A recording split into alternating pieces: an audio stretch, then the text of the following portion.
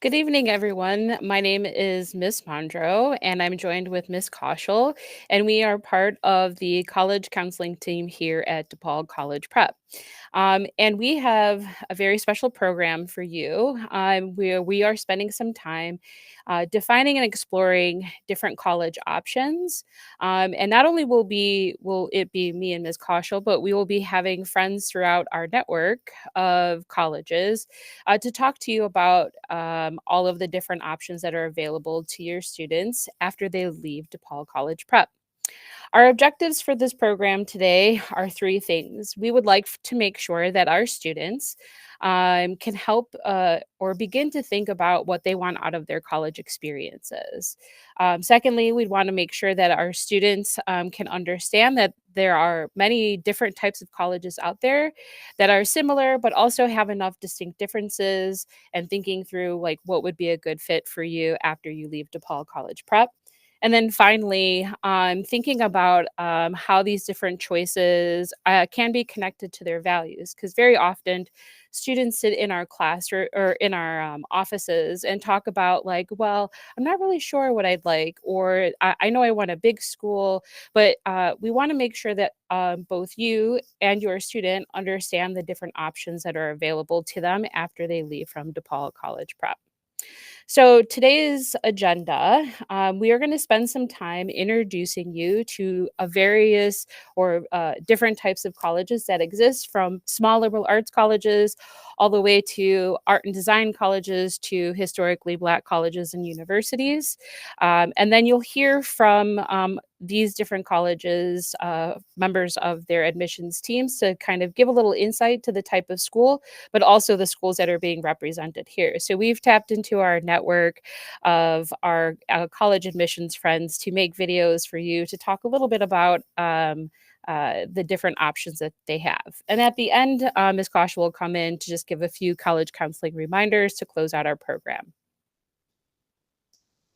So, at DePaul College Prep, when thinking about creating a plan for yourself after you leave and graduate from high school, we take a values based approach. And it's important for us to think about, as you make this big decision of college where you might spend the next 4 years of your life, is to begin asking yourself some questions like, where do I learn best? Am I a person who really enjoys working independently?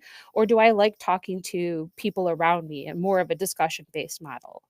So, not just how you learn, but also looking for what types of supports that you might need. Does that mean you would like to have access to professors when you have questions about things? Are you okay with going to a very large, like, tutoring center?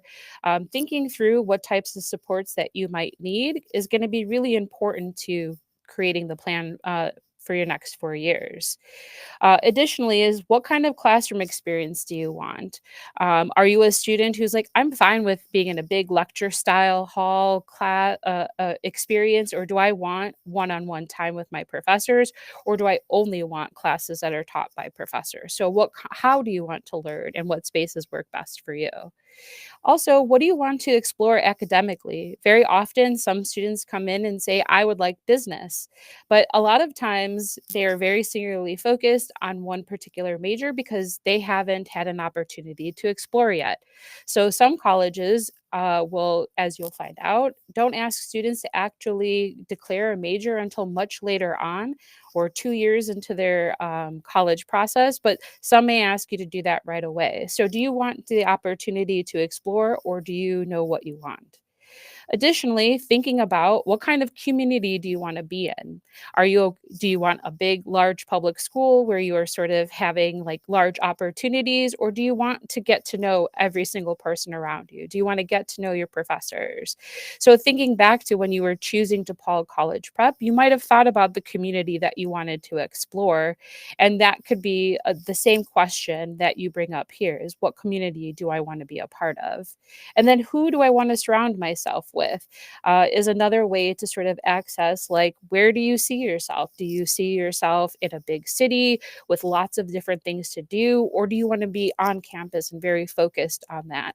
And it's thinking about who and where you want to spend your time in the next 4 years. So as we begin this process, we're thinking about what you're looking for. These are really good questions to ask yourself if you're not sure where to start. So, we're going to dive in and talk a little bit about the different types of colleges that are available to students. And we're going to start with small liberal arts schools. And when I say small, this means you're going to have a smaller community. You're going to have get to know everybody, and there's a huge emphasis on teaching. So liberal arts colleges are sort of thinking about learning in a well-rounded way. So not only will you be taking humanities classes or ethics classes alongside your biology classes, this is an opportunity for you to think really critically, solve problems, collaborate, and communicate with others. So some of the features of a small liberal arts school is that there's tons of flexibilities when it comes to your majors. You will see usually very small class sizes where you might only have less than 15 or 20 students in a class. So you'll not only get to know your professor very well, but the people you are in classes with, which creates a very tight knit community. And there's a huge focus on just undergraduate student learning. So a lot of times the professors who are teaching this class are also engaging in dialogue with students. And so the focus of liberal arts colleges is to learn as a wide variety of different majors and opportunities and courses across the board. So our next school that we're going to talk about is a little bit size up is our medium-sized universities. For students who really want to have personalized support of like a smaller institution, but want to have access to like a larger school community, you might want to be a part of a medium-sized university.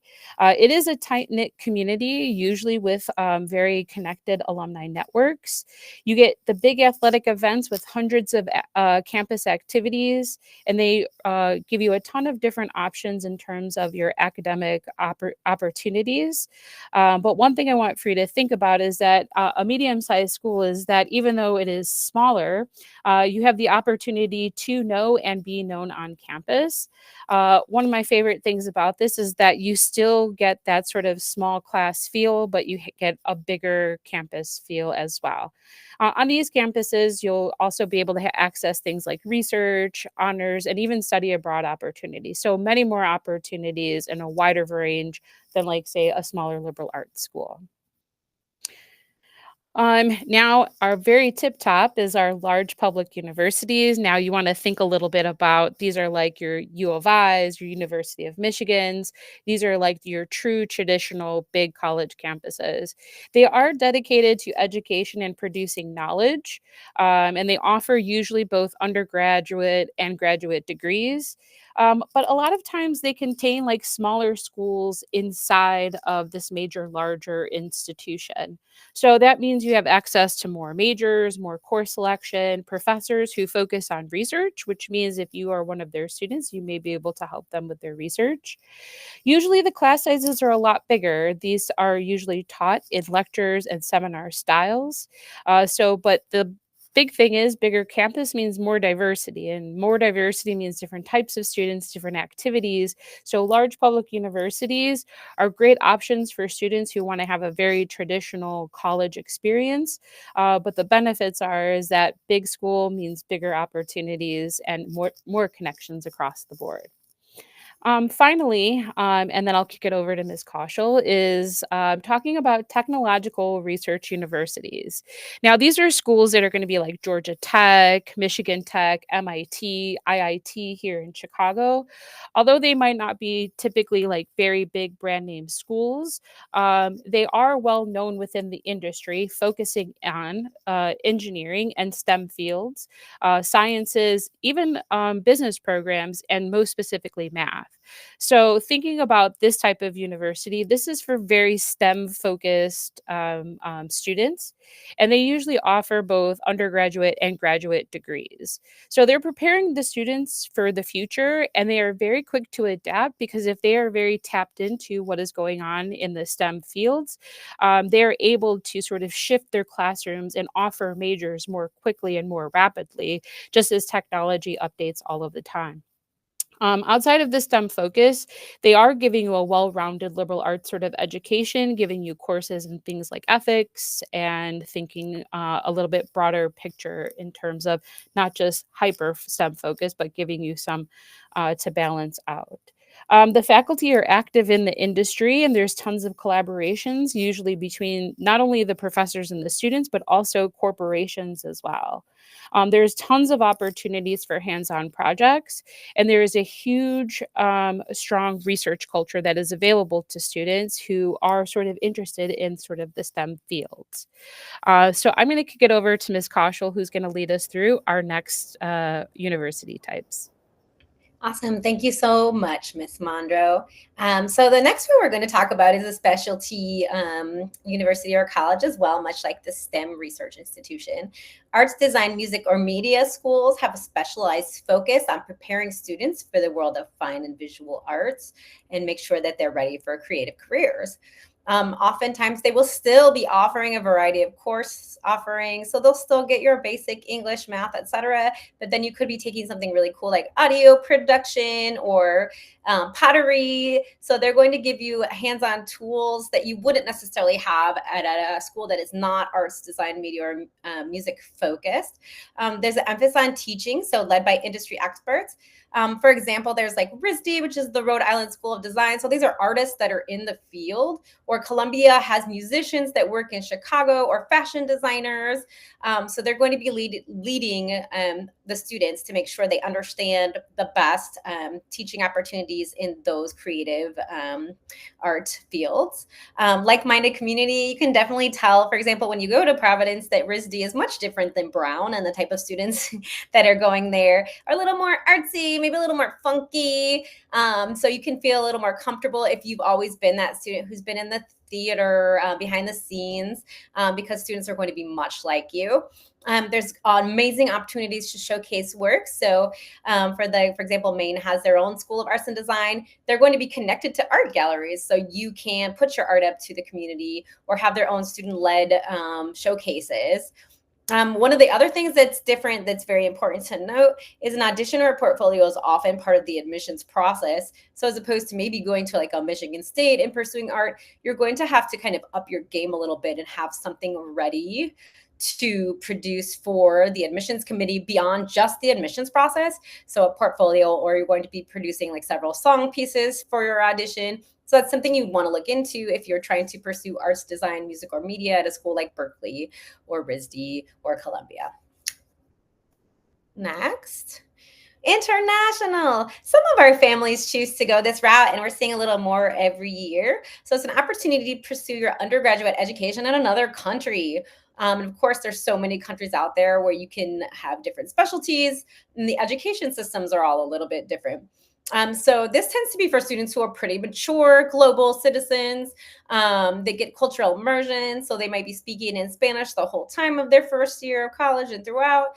It could be that they're learning a brand new language. You're showing independence. And the admissions process is often very different than the United States, and a lot of times much more straightforward, to the point where you're wondering if you're actually doing it right because it's much easier. So for example, would be like the UK system, which is the UCAS application. In Canada, for example, you can use, there's an application for Ontario schools where you can apply for up to 5. We have students that go to Spain, students who go to Italy, kids at University College Dublin or St. Andrews. And usually it takes only 3 years as opposed to 4 to 6 years in the US, and it can be markedly cheaper. Another thing to note is you have to be very major driven in a lot of these universities, because you go straight into your major, as opposed to the United States where you might be taking some general ed classes at first. So this is really for a special kind of student. If you want to dip in your toes to international as well, there are colleges like Loyola University where you can do Rome Start, or Temple where you can go to Madrid or Japan. So if you're certain that your student wants to be abroad, but maybe they're not quite ready to live in Dublin for 3 years without you, there's another opportunity to explore international education. Single gender, although students often balk at the idea of single gender, they don't realize that often the opposite gender is very nearby and in the community. So single gender colleges are really amazing, and there's a lot of research out there that shows that they can be very beneficial. Colleges that admit these types of students only have one gender allowed, and each have their own policies regarding gender identity. So you want to look into that. So a vast majority are women-only colleges, and there's 3 men's-only colleges in the United States.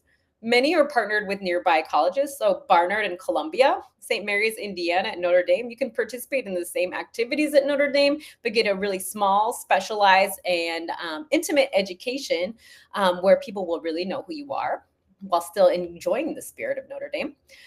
These experiences are tailored to the unique qualities of each gender, and students may feel more comfortable expressing their ideas around same gender peers as opposed to a co-ed environment. These are very similar to liberal arts schools as well with regards to the majors and courses, and the atmosphere of campus tends to be smaller. Then we have a couple other specialty ones. So Hispanic Serving Institutions, that stands for HSI, stands for Hispanic Serving Institutions. It's a federal designation for colleges and universities that enroll at least 25% of Hispanic undergrad students. So the requirements to be designated, as a HSI would be an accredited public or private nonprofit institution, have a significant proportion of low-income students, and have at least 25% of their full-time undergraduate students be Hispanic. Some of the benefits of going to an institution like this is they are eligible to apply for federal Title III and 5 funds. I can't read the letter 5. And the HSIs enroll about 2/3 of all Hispanic undergrads in the country. So our friend on the video today, Arizona State University, it's a huge university, R1 institution, but 25% of their students are Hispanic. So that's over 30,000 students. And some of the benefits of that could be, as a Hispanic student, that you're going to find your community affinity groups on campus, first gen groups, so people who are like you, and services that are surrounding you to help you graduate. Another one that's really important for diverse students is historically Black colleges and universities. They were originally founded before the Civil Rights Movement for Black Americans as one of the only available routes to college. And these institutions originally served to help Black Americans pursue professional careers, earn graduate degrees, and advance their education in an inclusive environment. HBCUs, however, can offer a quality education to racially diverse students. So it's not actually just for Black students, as well as rich cultural history. And then connections to different African American, Black Americans in the United States. So places like Howard, Hampton have a really huge alumni base and can help underrepresented students get connected in their field. Some really more important reminders before we get into introducing who is going to be presenting to you today in little video segments. We have a really amazing event that we want all of our junior families to come out to. So that's the students and the parents, or students and the family guardians. We have a mock admissions panel with the Chicago area regional reps on February 4th.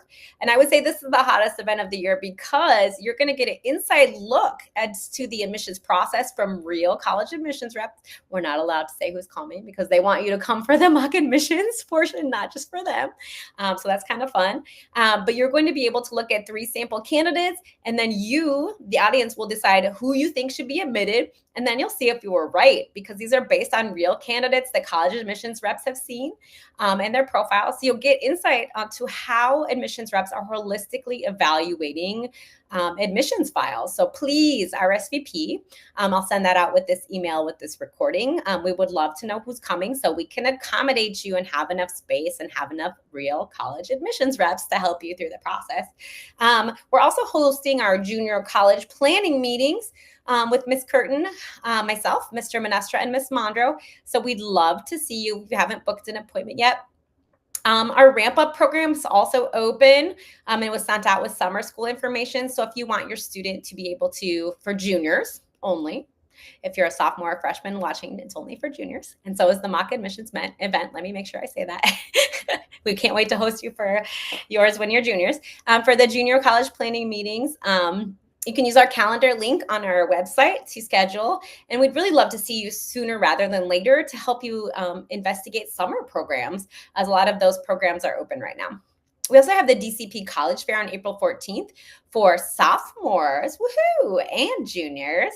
And that's from 6 to 8 p.m. And it's one of our biggest events of the year. So we'd love to see you, sophomore and junior families, to access a bunch of different colleges and ask them all the questions that you want to ask. Now I'm just going to take some time to briefly introduce who is going to be in this video today. So you as the watcher, I'm trying to look for a good name for a person who's watching a video, will be able to kind of click through and view segments. Each video is about 7 minutes long, so you can kind of poke around and come back to it. But here are the gracious college admissions reps who decided to record a video for us today. And they're going to cover not only their type of university, but a little bit about their particular university's ins and outs and admissions process as well as a bonus.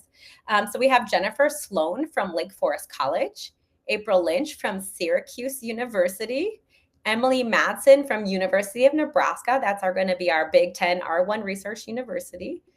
Then we have Teresa Bertini from Lawrence Tech. So that's our STEM-focused institution. Tomiko Mano from University of British Columbia, and she is the Associate International Student Recruiter. So she's going to be seeing students from the US and helping them get through the process. Connor Savory from the University of Toronto. And then we have Emily Morton from St. Mary's. So that's going to be our single gender college. And then Arizona State is representing our HSI. And they're also going to give you some more intel on R1 research institutions.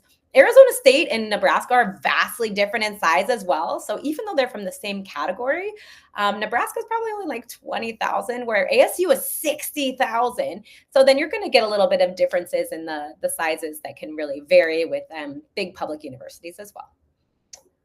So we're going to say thank you to all our presenters, and thank you, DePaul Prep families. We are so glad to have you in our community, and we hope you enjoy this video.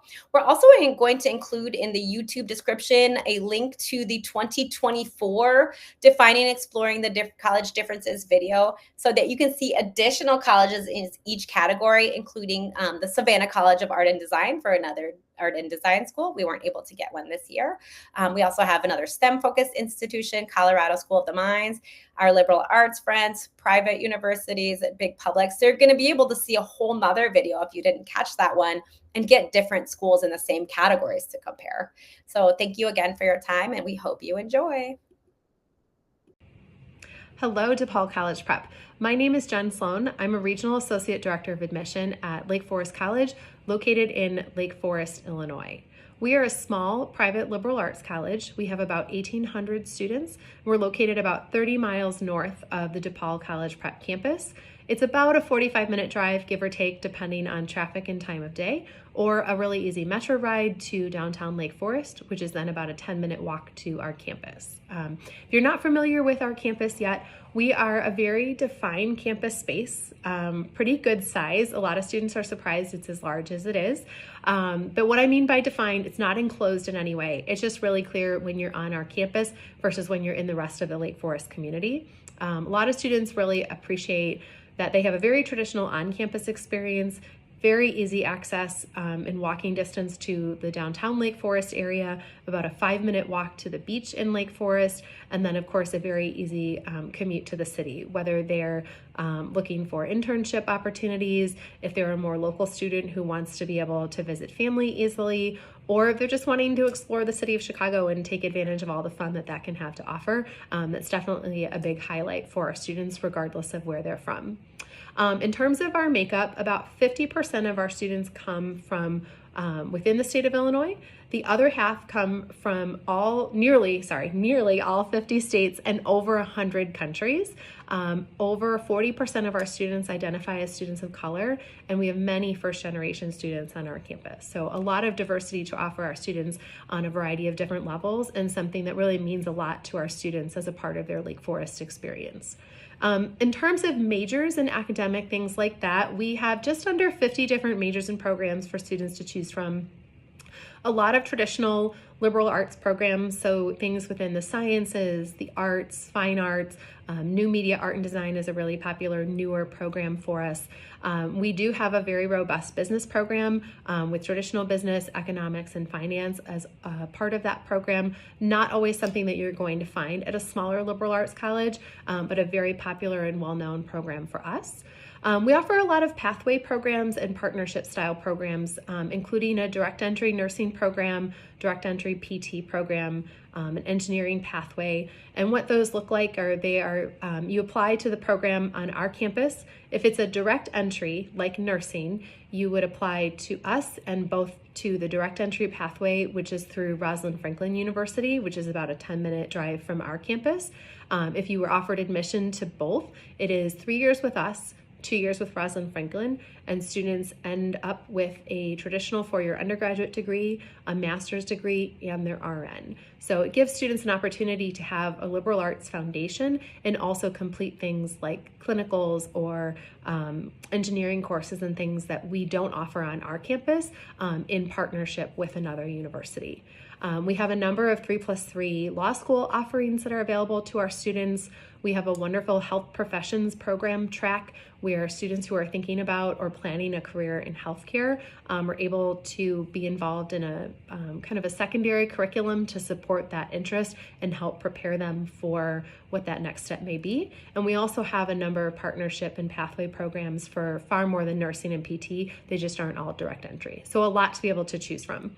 In addition to that, there is an opportunity to build your own major within some guidelines. So the classes have to already exist on our campus, so students can't make up classes of one.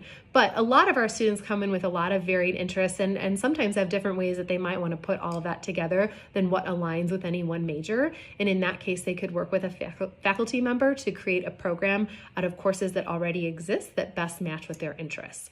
We also have a lot of students who major and minor or double major. It's generally not a requirement, but it's certainly an option and something that happens a lot for our students. In terms of activities, we have over 80 different clubs and organizations for our students to be able to be involved in. We are Division III for athletics with over 20 competitive sports. We offer club sports, including fencing, ice skating, and sailing. We offer intramurals, so a lot of different ways for students to get involved and find their place within our campus community. A student who's going to be a good match at Lake Forest is going to be a student who really wants to be engaged in their learning experience. Our average class size is less than 20 students. We do not have large lecture classes. It's not a part of our campus community. Students are going to have an opportunity to engage well in the classroom on a daily basis. They're going to get to know their faculty members. Faculty are going to get to know them. They'll likely get to know many of the students that they're going to class with day to day. It gives them a chance to be very hands-on in their learning experience. In addition to that, we put a lot of emphasis on what we call experience-based learning or learning outside the classroom. That could look like a lot of different things, whether that's an internship experience, study abroad, or domestic off-campus study, including an opportunity in Chicago. A lot of ways for our students to get involved in research. At the undergraduate level, many of our students also have plans to go on to graduate programs, and there's just a lot of opportunity to really be well prepared for that through a lot of individualized time and attention on campus. All of our students are also, in addition to their academic advisor, they are assigned an advisor from our Career Advancement Center from before they are a freshman. So they actually have a specific contact in career advancement from the day they get to campus to help them through that process as well. In terms of the application, we are on the Common App. We also have a Lake Forest application. No real preference, so a lot of students will just use the Common App if that's what they're already doing. It's a very holistic review where we're looking at the types of classes you've taken, the rigor, the grades, things like that, grade trends. We're looking at your essay, your involvement, a letter of recommendation. We are test optional, truly test optional. We really have no preference. It's up to you what you choose to send. If you do apply test optional, we ask that you complete an interview, which you could do at a visit, or you could complete virtually with me. I schedule a lot of them. I may even have some future opportunities where I come to individual campuses, including DePaul College Prep, where we could meet in person as well. As a private school, we do have a little bit higher starting price, but we also have a very generous scholarship chart that's available on our website at any time for students to be able to take a look. They are awarded automatically through the admission process, and the chart makes it very clear what those awards could be. We also have a lot of opportunity for students to earn need-based aid as well. We are a FAFSA school. We offer the Forrester flagship program to some of our students who have the highest financial need, which could actually get a student's out-of-pocket costs down to $2,500 depending on individual family circumstances. The last thing I'll add is that we would absolutely love to see you on campus. Please come for a visit, whether that's an individual visit day, a group visit, whatever the case may be. We would love to have you, love to show you around. And also, I just want to note, we do have 2 current seniors who are planning to join us. So if you come and see us in the fall, you may see some friendly faces from DePaul College Prep. So thanks so much. Have a great day. Bye. Hi, my name is April Lynch. I'm an Associate Director of Admission with Syracuse University. We're located in upstate New York in the town of Syracuse. We are a mid-size private institution. We're also Research 1, which is top tier in the country, and Division 1 for athletics. We are a university, which means we're made up of several different academic colleges. Some of these have different focuses. Some are more liberal arts-based, like our College of Arts and Sciences, while others are more STEM-based, like our College of Engineering and Computer Science.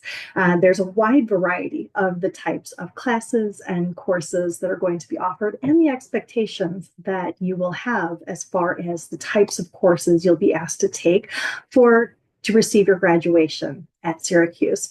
Now, the type of university we are, that mid-sized private institution, has a lot of great strengths that we are very proud to be able to help you with.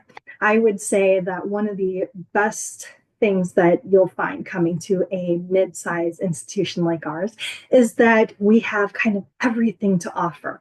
We're big enough that you're going to be able to do everything that you can do at a larger institution, whether that is research at a high level, whether it is attending game days and having that college experience and excitement.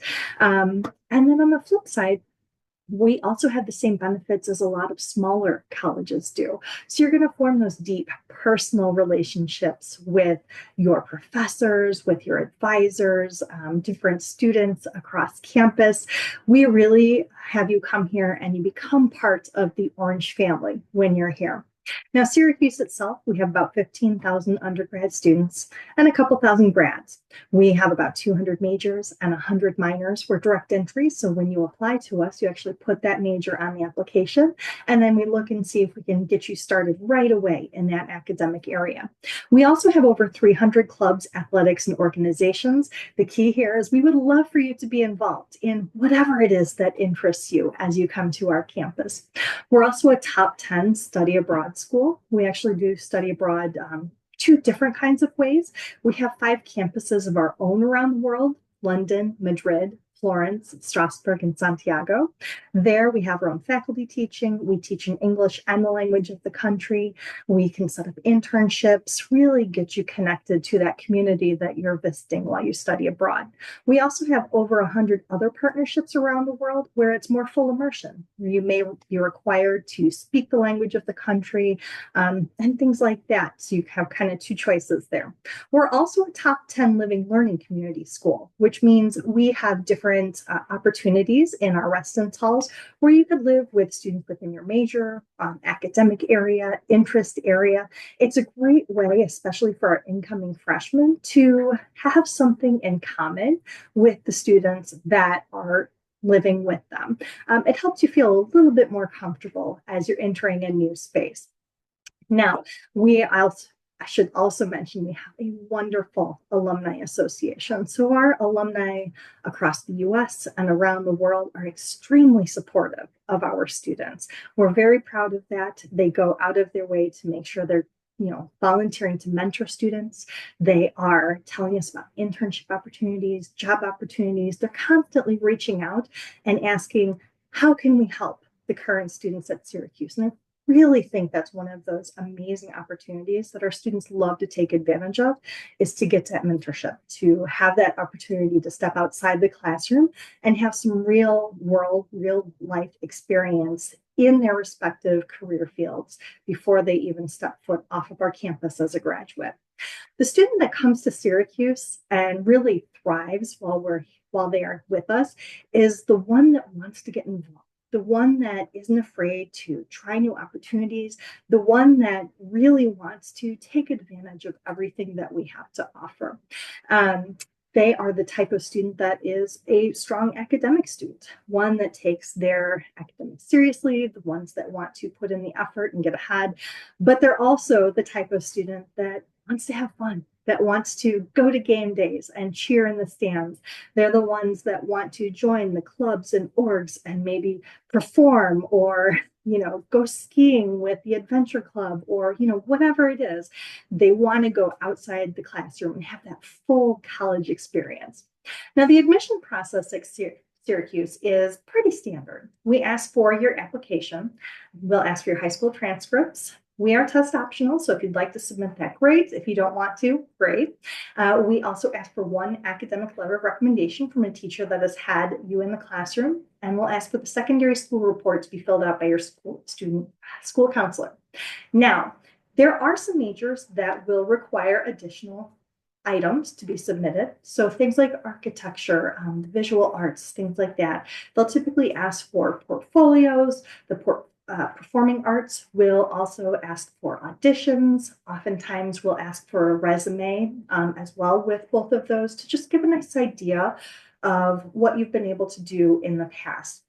Now, sometimes when you're applying, we'll be looking for specific coursework. So if you're applying to our College of Engineering and Computer Science, or if you're applying to our Whitman School of Management, we're going to be looking at some of those math courses that you're taking. And we want to see that you've maybe taken at least through pre-calculus, if not higher math, because both of those areas it's so necessary to have that knowledge coming in for you to be successful in our classrooms. Now, there are plenty of opportunities to kind of share your knowledge about us and demonstrate your interest when you're applying to a school like ours. Some of it can be done through the short answer question. So we'll have an essay on the application and a short answer question. Short answer is specific to Syracuse. And we're going to ask you, like, why do you want to go to Syracuse? And tell me about a time you persevered through something.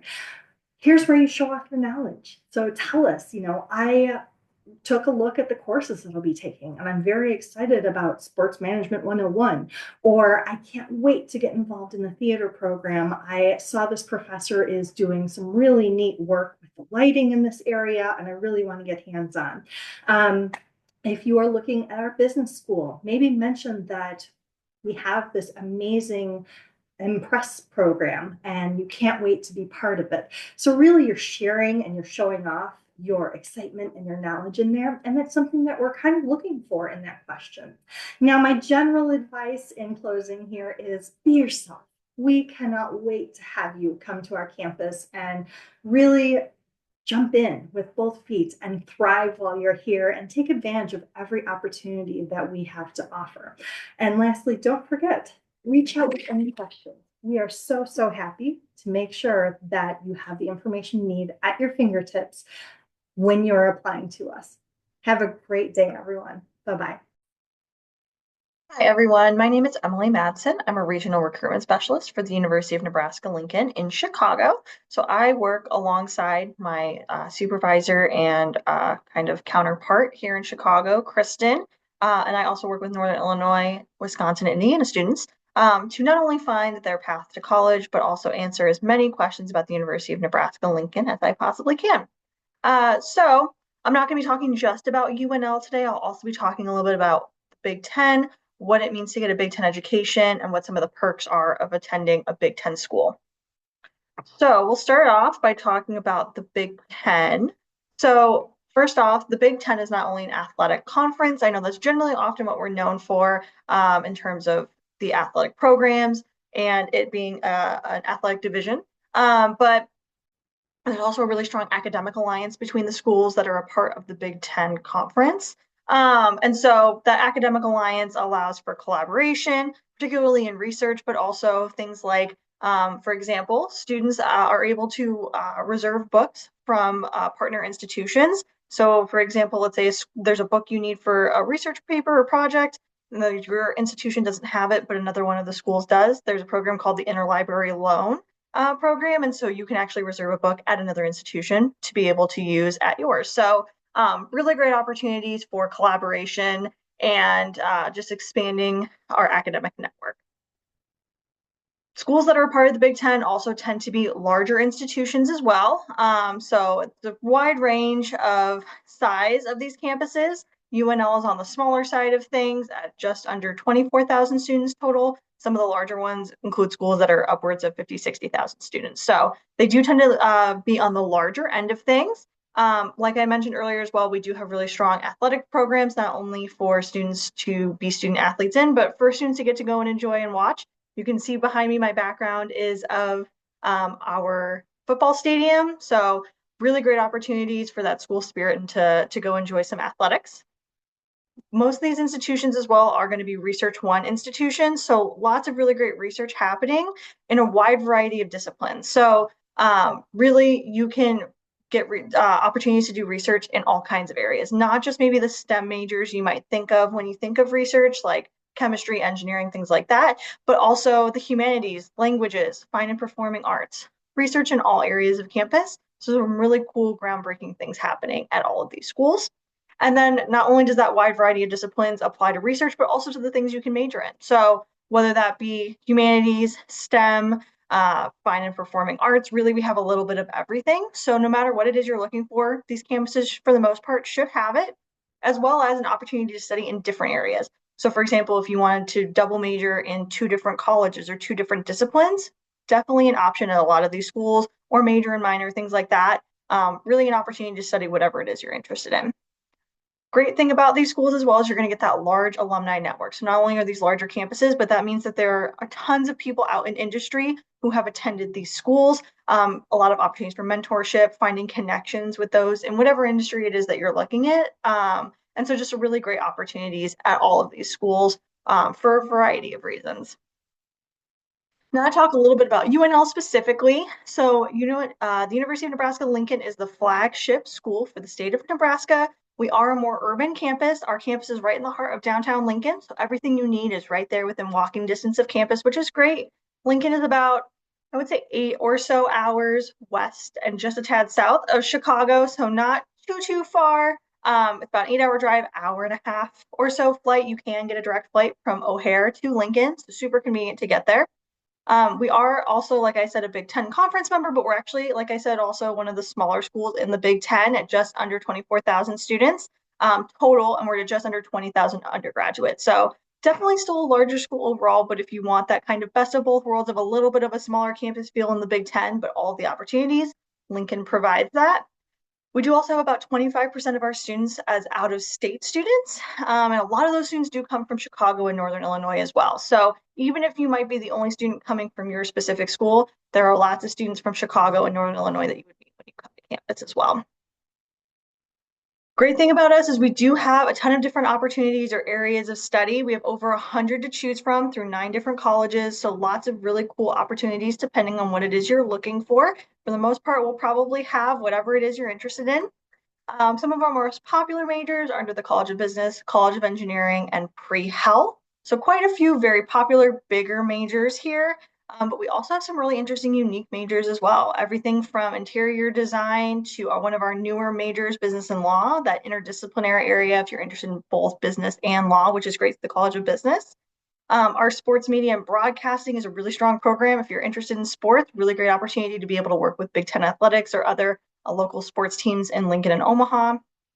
Emerging media arts and textiles and fashion merchandising, fashion design, for those who maybe are interested in some more artistic areas. And then as well, our College of Agricultural and Natural Sciences has some really interesting majors under it, including food science, forensic science, and even PGA golf management. So if we have any students who are interested in golf, some really cool opportunities there as well. So quite a few smaller programs, really unique majors that we have, as well as those larger, more popular ones too. Great thing about UNL is we do have guaranteed admissions requirements. So that means as long as you meet one of our performance requirements and all of our course requirements, you will automatically be admitted when you apply. So for our performance requirements, you need to have either a 3.0 GPA or a 20 ACT or a 1040 SAT or to be in the top half of your graduating class. So you just need one of those. And then to have all of our core course requirements. So that means 4 units of math, 4 of English, 3 of a social science, 3 of a natural science, I'm sorry, and then 2 world language credits in the same world language. So if you have all of those credits and then one of our performance requirements, you'll automatically be admitted. Great thing about us as well, for scholarships, you will automatically be considered for merit-based scholarships when you are admitted. 96% of our students do receive an academic scholarship or grant, so lots of ways to fund your education with us as well. And then one thing I will note as well, we do have rolling admissions, so that means usually within about a week or 2 of you applying, you will get your admissions decision. However, for scholarships, those come out on a specific date in February. So if you apply before November 1st, which is our priority deadline for scholarships, that set date in February is when you will receive your scholarship decision.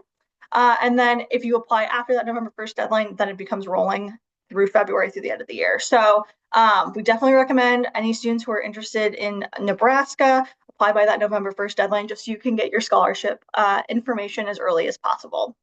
But that's everything I have for you all. I so appreciate you guys taking some time to listen, and I look forward to hopefully getting to see you later this spring. Thanks. Hi, everybody. My name is Teresa Bertini, and I am a regional admissions counselor at Lawrence Technological University. So the reason I'm making this video today is to talk to you about the benefits of going to a STEM college or university. Then I will talk to you a little bit about Lawrence Tech as a whole. But before I start that, I want to give you a little bit of information about myself. So I am a Chicago native. And even though I work for a STEM school, I actually went to a Jesuit liberal arts college for elementary education. So if you'd like to talk to me, obviously, about STEM, I'm always here. But I'm also happy to talk about the Jesuit experience or the liberal arts education with you as well. So let's get started talking about the STEM experience as a whole and the strength of going to a STEM-based school. STEM stands for science, tech, engineering, and math. And sometimes you'll also hear STEAM. So STEAM has that A added in for arts. So technically we're a STEAM school because we have a College of Arts and Sciences. So I made a little list of the benefits of going to a STEM school. And what I'm going to start with first is that critical thinking. So our students are constantly honing in on their critical thinking skills. And they're learning to look at problems from multiple different angles. And that might be looking at it by yourself, looking at it with a team, or looking at it with your instructor. So those team building exercises are really important because a lot of STEM careers, you are working as a team. You're not always working solo. We also are trying to help our students think outside that regular black and white box. So I know that's kind of hard for some of our students that are math oriented because they like math because it is black or white, but we try to show our students that it's not always black and white. We also help our students with career preparedness. We have college and career fairs, usually that first semester when the students get to the school, and they have co-op and internship opportunities immediately available, which they would learn about at that college and career fair. So some information about us. We were started in 1932 in Southfield, Michigan by the help of Henry Ford and the Lawrence brothers. So we used to be just a tiny little engineering school that was right next to the Ford power plant, and it was made so that the workers at the plant could go to night class and work and still get their degree at the same time. So now we are a 5-college university. We're a lot bigger than we were back then. But some of our specific majors that we are very proud of are engineering as a whole. We have a huge engineering college, but mechanical engineering, we still have a very close connection with Ford. Architecture, computer science, and then we have very niche majors like a ton of STEM schools do, like concrete tech engineering or robotics engineering, architectural engineering. And we are currently 3,000 students and growing. So we are hitting our goals and exceeding them, which we're very proud of. But we still have small class sizes. Our average class size is in between 15 and 17 students, which is great. We have hands-on lab learning immediately, like I talked about before. And we also have a business college. So we are AACSB accredited in business. And we also have the #1 architecture program in the state of Michigan. So over 50% of architects in Michigan get their degree from us. We also have a laptop distribution program. So with that program, you are receiving a laptop. You give us a $500 deposit, and then you receive a laptop that is specific towards your program. So the architecture students do not receive the same laptop as the engineering students, for example. Then when you graduate, you give us the laptop back and you get the $500 back. And full transparency, you kind of forgot that you paid it because it's been so long. So it's like a graduation gift back from us. Something else that we like to talk about with our students is that we do have athletic programs. So you can still be, in the science and math field and be an athlete.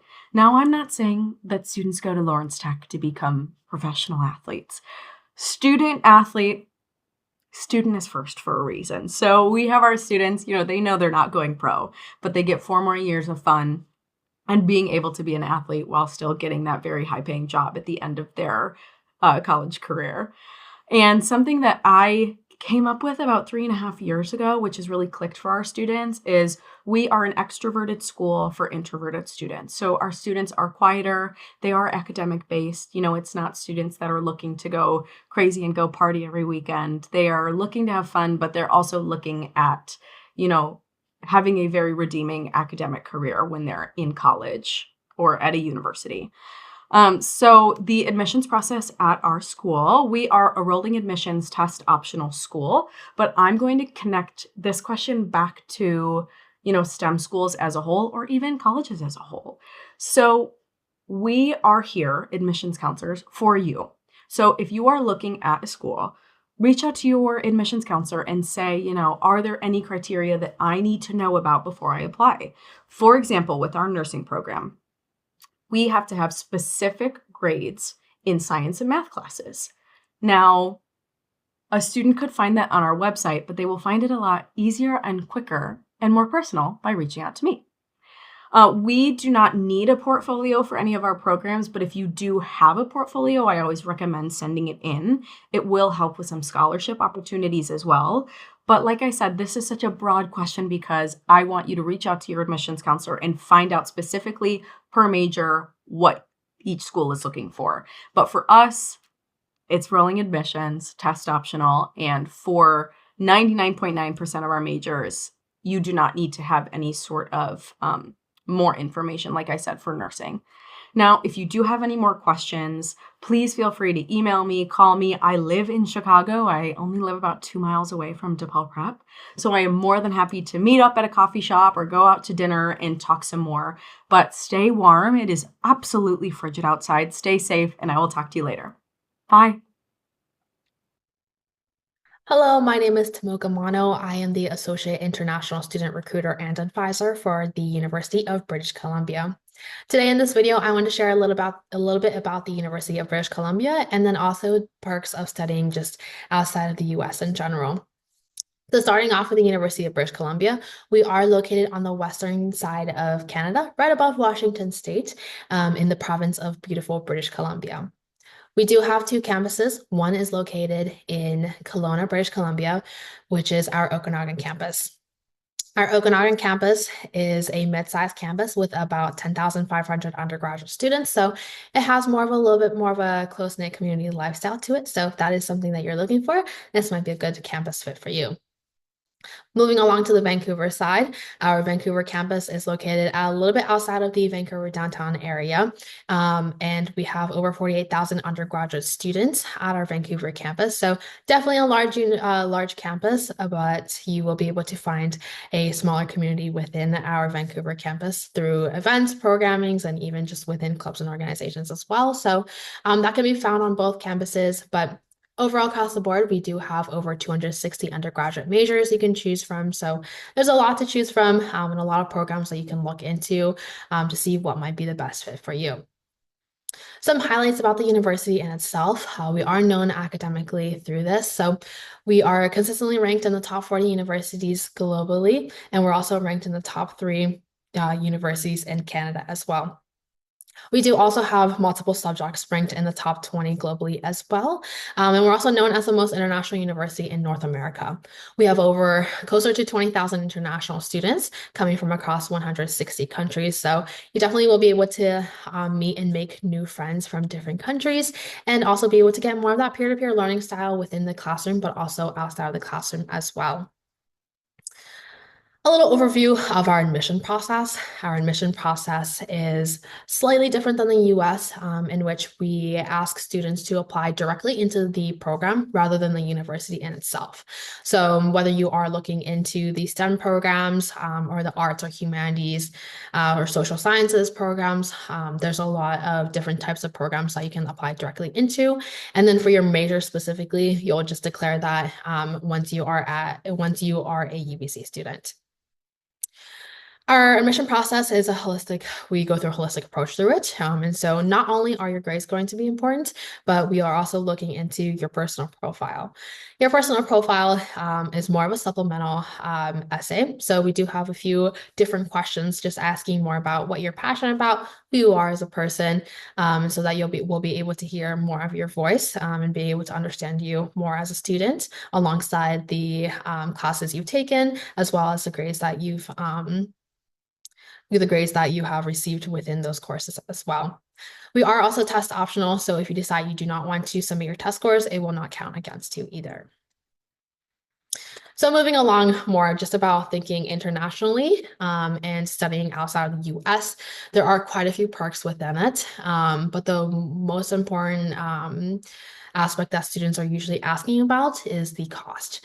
So a lot of students actually think that it is more expensive to study outside of the US, but in reality, there's going to be a lot of universities that you'll come across where the tuition rate is a lot more affordable than it is in the US. So that could be a viable option for you when looking into potential places that you might want to explore as well.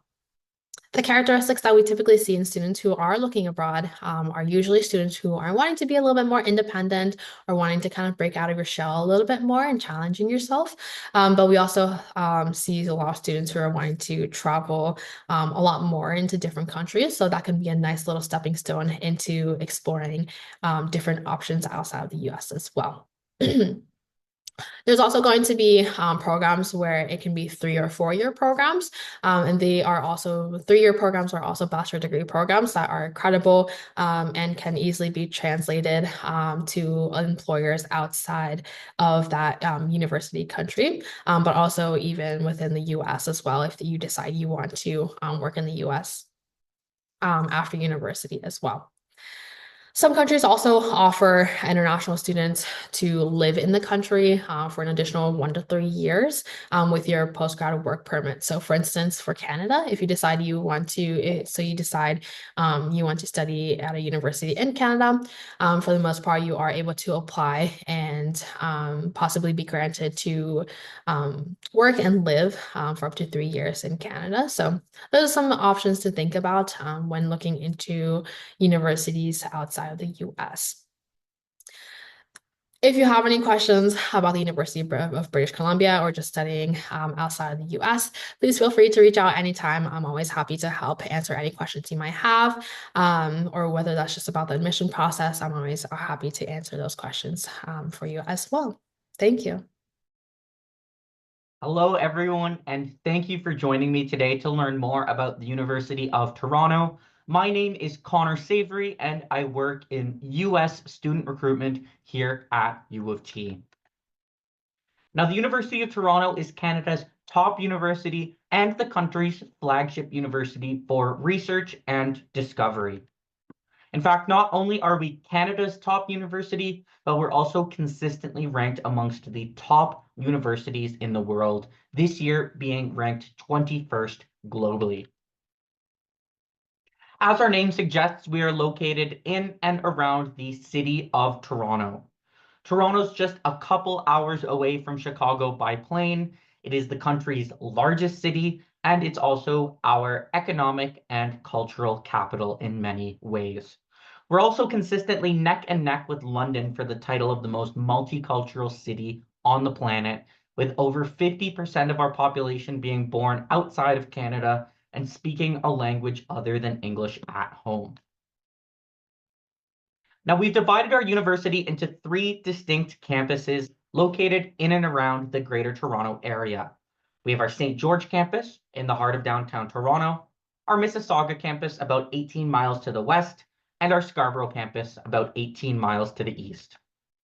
Each of these three campuses has something unique to offer to you, but the important thing to know right now is that at any of these three campuses, you're getting the same world-class education and the exact same University of Toronto degree.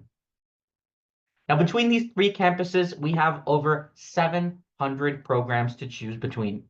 This is the largest selection in Canada, and we believe it's probably one of the widest selections in the world. With that said, your opportunities to really custom tailor what your education looks like goes far beyond the classroom. As a university, we're very strong believers in the value of experiential learning and taking what you're doing outside the classroom. And you can do this in a variety of different ways, from some career-oriented opportunities like paid work opportunities in one of the largest financial hubs in North America, to research opportunities at one of the top research universities on the planet, or study abroad opportunities at over 120 institutions all around the globe. Now, I really wanted to focus on the application process because it looks a little different from the American process, but in my opinion, it's a little bit simpler. So the process takes place entirely online in two distinct steps. Step one is going to take you about 15 minutes or so to complete. You're going to give some basic information like your name and where you go to high school. And then you'll see a list of every first-year program in the province of Ontario. And you can choose up to 3 areas of study at as many universities as you like. After you apply, you're going to get access to our own applicant portal called Join U of T, where you'll be able to check on the status of your application, report your grades to us, and submit any additional required documents. Now, the admissions process and how we assess students looks a little different in Canada, and especially at U of T. The biggest difference is that as a university, for most of our programs, we are only looking at your grades for admission purposes. That means there's no letters of recommendation, no essays, no lists of extracurricular opportunities to submit. We really just want to know, how do you perform in school? At a minimum, we recommend that you be in a B+, A- range, but some of our more competitive programs are going to require more competitive grades than that. With that said, some of our more competitive programs at U of T have an additional step called a supplemental application. Now, the structure of this supplemental application can look a little different from one program to another, but what they have in common is that we're looking to get to know you a little bit better as a student, and make sure that we're finding the students who are going to be the best fit for the programs that we have to offer. Every student who applies to U of T is automatically considered for thousands of different automatic entrance awards, but we have even more that are available by application. The important one that I wanted to highlight to you right now is the Lester B. Pearson International Scholarship. This is our most competitive scholarship at U of T. You need to be nominated by your high school in order to even be considered, and each high school can only nominate 1 student per year. With that said, it's also our most generous scholarship, covering the full cost of your education, including textbooks, tuition, and even living expenses. Now, financial aid is another thing that works a little bit differently in Canada compared to the United States. Now, because we are a publicly funded institution, need-based financial aid from us is only available for Canadian citizens, permanent residents, and protected persons. With that said, we have an agreement with the US. We are approved by the US Department of Education for the administration of your FAFSA loans. What that means is that if you're eligible for student loans in the United States, that money can be brought up to U of T with you. For those of you who are Canadian citizens or have other status in Canada, you have even more options. In fact, you've got the opportunity to choose between American financial aid or provincial financial aid, and you'll also have access to our own additional supplementary need-based financial support, which we call UTAPs. Now, that's the important information that I want to get across to you. If you're interested in U of T and interested in learning more, you can visit our website at future.utoronto.ca, or you can send me an email directly at future.students@utoronto.ca. The biggest thing that we have coming up for US students is our spring break campus tours. I know that we're a little bit of a ways away, but if you're interested in taking the trip up to Toronto, more information will be shared on our website in the coming months, or you can scan the QR code on the bottom of your screen to sign up for emails from me on what to know about the application process and what we have coming up here at U of T. Thank you all for very much for listening to me and for taking the time to learn more about the University of Toronto. And again, if you have any questions, please do not hesitate to contact me. I'm always happy to help. Hi, my name is Emily Morton. I am an Assistant Director of Admission and our Chicago Regional Rep at St. Mary's College. And I really just wanted to take a moment to talk to you guys about some highlights about St. Mary's, as well as what our classifications are in terms of size, religious affiliation, so on and so forth. So at St. Mary's, we are a small private liberal arts Catholic women's college. And what that means, being a small institution, we have the advantage of our students having one-on-one connections with their professors. All of our professors know their students' names in their classroom, and all of our classes are taught by faculty, so we never have TAs teaching courses as well. And I think that really helps our students forge these connections with their professors, and help them understand that the professors do care about their academic success. So just a quick stat for us, our student to faculty ratio at St. Mary's is 10-1, and our average class size is about 18 students. So it's pretty similar to what a lot of students see in high school already, so it makes that transition a little bit smoother. In terms of being private and Catholic, we can really institute the Catholic mission at St. Mary's. You don't have to be Catholic to attend St. Mary's. We are very welcoming of all faith or non-faith based backgrounds. But about 63% of our students do identify as Catholic, so we do offer Mass every single day on campus, as well as a lot of service opportunities. We're really big on living your faith at St. Mary's, not just reading it or praying it. So we do really believe in our students giving back in some way or another, as we do have a very strong justice focus on our campus as well. So that is part of our Catholic mission. In terms of being liberal arts, we do require all of our students to take all different disciplines. It really helps broaden their horizons in terms of thinking outside the box. I like to use the example all the time with my students of Jurassic Park. Just because we can do something doesn't mean we should. So I think that's really important for our students, to take those ethics courses, even if they are going into, a STEM field or a pre-health profession, having them take, additional English, additional math or philosophy, as it really helps them think outside the box when it comes to problem solving. The big one I want to touch on is being a single sex institution, being a women's college.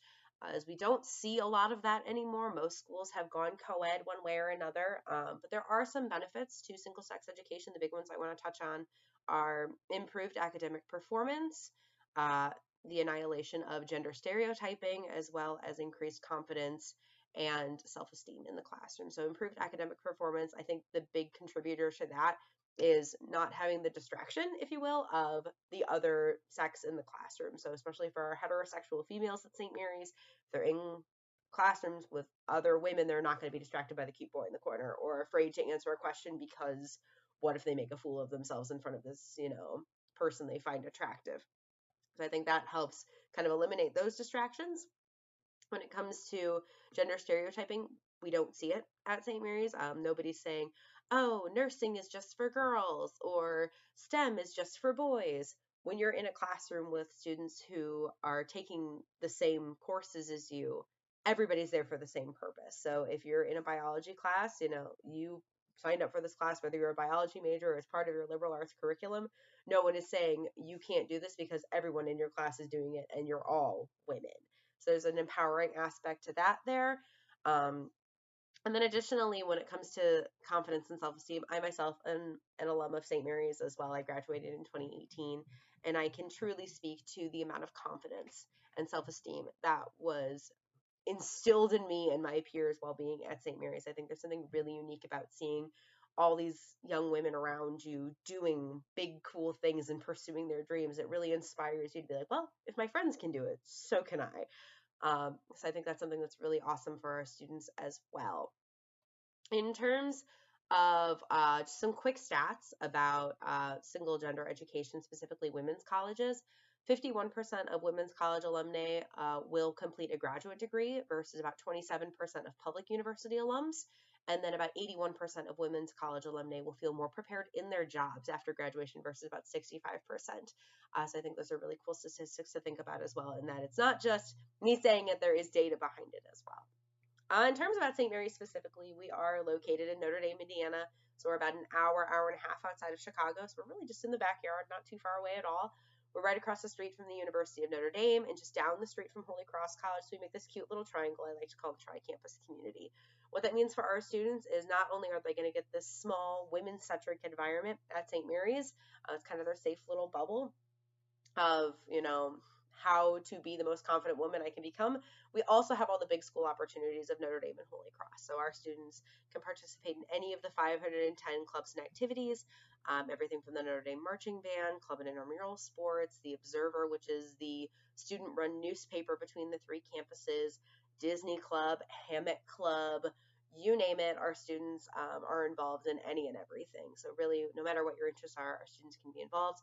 Our students can also take classes over at the University of Notre Dame as well as at Holy Cross. We do have some academic pathways, including our dual degree engineering program, some accelerated master's programs in business, the STEAM program as well. So a lot of different ways for students to go complete that graduate degree, whether at St. Mary's or Notre Dame. In terms of popular majors on our campus, nursing is a huge one for us. Business, education, pre-med and biology, education, speech language pathology, as well as that dual degree engineering program. That's pretty unique on our campus as well. We're about 1,600 undergraduate students, so again, pretty small, but I think that's really advantageous for our students to kind of have that background. When looking at, is St. Mary's going to be the right fit for me? I think the students that we are really excited about to admit are young women who want to make a difference in the world. These are students who feel really strongly about marginalized populations, who've seen the world get hurt or have heard of the world getting hurt in one way or another, whether it's, the environment, again, marginalized populations, or just their subject area, whatever that is. We want those young women who are very curious about the world and want to make a difference in it and make it a better place, as well as women who are not afraid of discussion-based classrooms. We have a lot of discussions in our classes at St. Mary's, and our students are always encouraged to participate. So we really want to make sure that our students understand when they're coming in, you are going to be talking in the classroom and sharing your opinion and your feedback on the material. A little quick bit about the admission process. So our regular decision deadline is coming up here on February 15th, so just under a month from now. What will our students need to apply? So we need a completed application. You can find us on either the Common App or our St. Mary's freshman application on our website. Students will need to submit that application, whether on Common App or the first year, as well as a personal statement will be included in that. It's a quick prompt. I tell students, 200, 250 words, as well as their official high school transcript and a secondary school report / counselor recommendation from their school counselor. Once we have all those pieces, we'll review the application. It's typically 2 to 4 weeks. We'll get a decision out to students. So just be on the lookout for that once you submit an application. Again, if there are any questions, please feel free to reach out. Again, my name is Emily Morton, and my email is emorton@stmarys.edu. Thank you so much. Hi, I'm Chelsea Flug, and I'm a regional admission counselor here at Arizona State University, who works mostly with students from the Midwest, more specifically Wisconsin and Illinois. We actually have hundreds of students from the Midwest at ASU, with a huge concentration of those students being from the Chicagoland area. I have the privilege of helping high school students navigate the application, setting up campus visits, applying for federal aid and scholarships, as well as speaking with parents and helping yield a clear understanding of what ASU is looking for in its applicants. My goal is to match students to the program that is the right fit, but also the program that fosters the personal and professional skills they need to accomplish their lifelong goals. To do this, it's imperative to highlight what truly distinguishes ASU from all these other top-tier institutions across the nation. And there are many. We are proud of our Tier 1 research initiatives for students. Very dynamic environment that offers a Big 12 athletic culture. Go Sun Devils, as well as smaller and rigorous academic opportunities like our highly regarded and globally renowned Bear Honors College. You can enjoy the vast amenities and resources that a large public university has to offer while also thriving through connection with peers, faculty, community members, and Fortune 500 employers. Let's talk about research.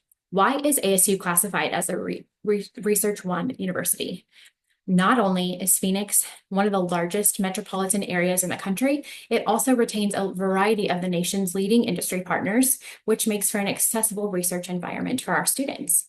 Companies like Avnet, Reliance Steel and Aluminum, State Farm, Zoom, Open Door, and Carvana are all perfect examples of companies that are local to Phoenix and are relying on the expertise and experience of our graduates to help fill some of their biggest hiring needs. ASU's research expenditures in the fiscal year of 2023 reached over $90 million.